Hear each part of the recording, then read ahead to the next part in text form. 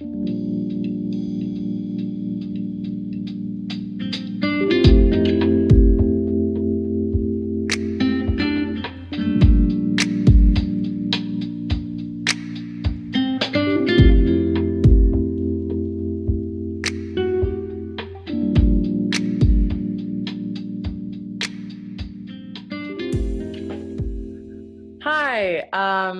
my name is Nwoye, and I am now the youth admin or coordinator for SDIG's Visionaries. This is our first program, and we want to talk about mental health with a focus on Black women. I think that this is really important, and I think that if we're able to have these conversations, we can also help to create the change in which maybe at some point these conversations are going to be utilized and easy to see and easy to watch. I would love for my friend Dyan to now introduce herself. Hi, so I'm Dyan Nchamukong, and I'm co-founder of an organization called Happy Core. We'll talk more about what Happy Core is, but it's a mental health organization primarily for Black and brown people, particularly women and girls. So that's me. Wow. I'm so happy we have you here. One of the things the visionaries have talked about is how we're going to create the change and what it takes to create change. And the first things we had to figure out is, well, what is it that we want to change? What do we want to focus on? Because there's a lot to focus on. But this was in a particular time where I felt like more than ever, mental health is not the best in the terms of the pandemic, and also in the cultural structure that prevents sometimes people from getting and seeking help they need. I would love for us to be able to operate and function and hopefully get this out to people that are in need of help, and also just to demonstrate or show like, hey, you know, like you're a part of this. We're all here and we're all going through different struggles and different things currently, but we're going to be fine. We just have to get the tools and the resources to navigate how to do so. Do you feel that it is, how would you say a process is for going to get help? Like in terms of like therapy, for example, is this something that you think that right now is something that we can access, or is it very difficult, or what would you say? Yeah, I think it's a complicated like issue because it really depends on your demographic, right? Like, are you a kid? Are you an adult? What's your ethnicity, your nationality? Were you born here? But I think that for many people, let's just speak for the Black community in America, right? And for adults in particular, I think that there is access, meaning there are places where we can go, right? I think a lot of the things that stop Black people is the stigma surrounding mental health care, and also finding a provider that you feel comfortable with. It's not many providers that understand the complexities of being Black and being Black and young, or being Black and female, or LGBTQ, or whatever that is. So finding someone who understands your intersection and overcoming stigma, I think, are the biggest barriers for Black adults.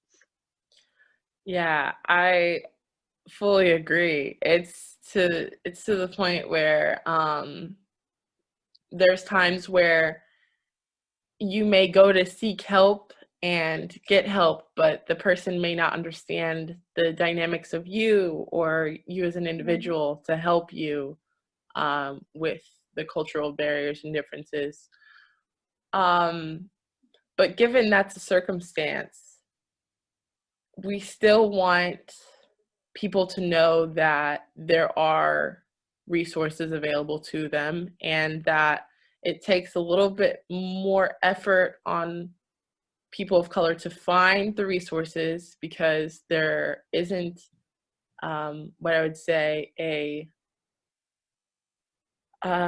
army of Black women therapists and psychiatrists, but there are the ones that I have even met myself really do put in the effort. The next thing that I was going to ask is that as a Black woman, as a college-educated Black woman, okay, represent University of Maryland. Congratulations. Yeah.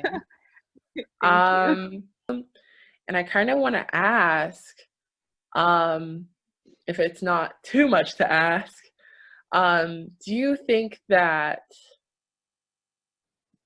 in this world that we're in, if a person is struggling with a pandemic, not being able to go anywhere, afraid that they're going to be sick, afraid that they're not able to get the vaccination to really take care of themselves, but they still have to work to take care of, their livelihood.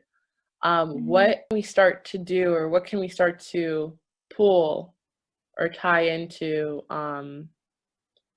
with that dynamic, with what can we tell them so that they can get the help that they need, really, truly? So I think particularly for young people, the biggest strain that COVID-19 has put on us mentally is the isolation. And it sounds so like paradoxical, because we're always on social media and we're always like connected with people, right? But I think that for us to really get the help that we need as young people, we have to, instead of investing so much in like an Instagram or like a Facebook or something like that, I think maybe doing something like what we're doing right now, like a Zoom conversation. And I've seen things like, and I don't know if you've heard about Clubhouse. People are getting on Clubhouse and really connecting with each other and having hard conversations. I think that's one way to get the help that you need. The other way that I can think of, so the first way is free. That's the most accessible way. But also, paying regular visits to your primary care physician. They have a lot of connections and they can really guide you in like your mental health journey. For me, I went to my primary care physician, and that's where I was diagnosed with anxiety disorder. So a PCP is a very good first step to kind of get you into the right doors, I think, and also those social connections, as I've mentioned. Yeah. Wow. Thanks, Dyan. Yeah. Because sometimes I feel like not everyone has any the conversations like this. Especially I feel, unfortunately, mostly because it's a vulnerability. Truly, to express that you're down in a world where you have to be up all the time, and especially on social media, it's to present yourself as happy or to show the good that's going on. You can't necessarily, you don't really have time to be negative or to express any doubt you may have, or to show really truly who you are. And I think that being able to be honest with yourself, thank you for sharing again. It allows others to see that honesty, and it also allows us to move forward in a way that might not happen if a person such as you or myself, or really anyone a part of this dynamic, can have that conversation.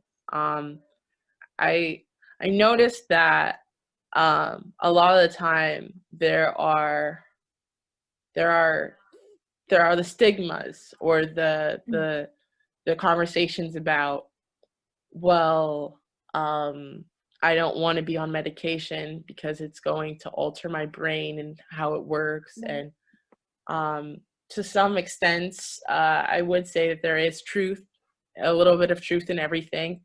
But it's about what works for you, what works best for you, and what's helping you. So I wanted to mention how important it is that if you don't feel well, you can go to get a diagnostic at the very least to try to figure out why you may not be feeling well or what is going on. And sometimes the problems you may have are extremely interior, and you just think of all these things, but other times they can be affecting your well-being and how you move, how you operate. So it's just so important that you reach out to someone. Also me, reach out and just express what's going on. I think that that's really important.